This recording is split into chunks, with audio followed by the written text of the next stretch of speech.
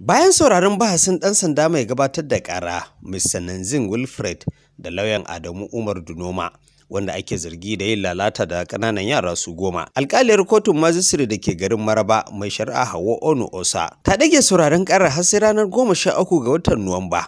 Saboda rashin bayyana wanda ake zargi sakamakon dalilan tsaro. Jim kaɗan bayan fitowar kotun ne wani mai rajin kare haƙƙin bil'adama Muhammad Awal Suleiman ya yi wa 'yan jaridu ƙarin bayani. Abin da ya faru a yau ɗin abu ne wanda kowa ya sani a ƙasar nan. Akwai damuwoyi na zanga-zanga da ake daga wurare zuwa wurare, sannan an ce an taso da shi yau sai matsalar wayanda suke ƙoƙarin balla wani wuri ta sa aka ce to kara ƙaraso da shi su koma saboda gudun kan wani abu ya same shi a illa ta shari'a ta lalace. To za mu yi haƙuri mu jira zuwa ranar 13 ga watan da suka ce mu ga kuma me zai biyo baya. Su ma shugabannin mazauna unguwar ga abin da suke cewa.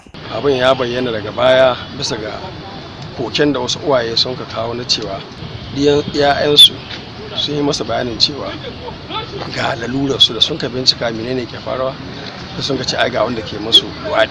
Kafin a ce maka ɗan lokaci mai tsawo sai ga bayanai da yawa yara da uwayen yara sun zo cewa su ma ai masu ga abubuwan da yake masu ga inda yake musu ga yadda yake masu. Za a yara ne shekara 4, 5, 6 akalla ba wanda ma ya kai shekara 18 cikinsu. Tsira shine adalci. Idan an kai adalci shi wanda an ka cuta Allah zai sa mai wata natsuwa ga ya gamsu da abubuwan da aka yi.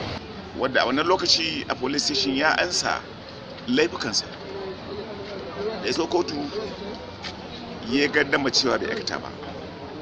Idan muka dibi yanayin da muka samu kama a ciki da irin yanayin da wani yaro particularly guda ɗaya a ciki yake, wanda yaron yanzu haka baya iya bacci, baya iya tsewa, halin da muke ciki da yaron yanzu. Mahaifiyarsa kuma yaron maraya ne. Wannan al'amari ne tashin hankali.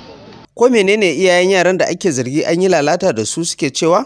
Wannan abin kowa ya sani, ba yaro ɗaya ba 2 ba 3 ba. Bulantana a ce ƙarya ake mishi.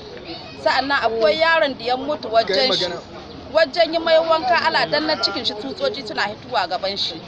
Lokacin ba a san abin da yake faruwa ba, kuma dan uwan shi ne, kuma akwai shaidu kowa ya san haka. Shin wata shaida ce ake son mu kawo wadda mu ba mu kawo ta ba? Mu in ba mu da ƙarfi muna da Allah, sannan kuma a kowane sun ka ji kukan mu. Sai ban gan shi a unguwa ba, amma ni ma na ji labarin an ce an sako shi yana yawo a unguwa, kuma a yanayin da muka gan shi a wancan karon wannan mutumin ya an sake shi yana yawo. Ni yara na 2 a cikin wannan al'amari. Ya cutar da injin ta mutum ne, wallahi ba za ka taɓa rayuwa ba. Muna sa rai a hannun Ubangiji domin duka shi ya halicce. Sai 'ya'yan da muke takaici wanda suke hani 'ya'ya 9, don akwai wanda iyayensu ma suka rufa suna ma 'ya'yansu magani. Tun farko dai an gabatar da Adamu Umar Dunoma da ke rugar juli na Marabar Gurku da ke karamar hukumar Karo a jihar Nasarawa a ranar 30 ga watan Agusta.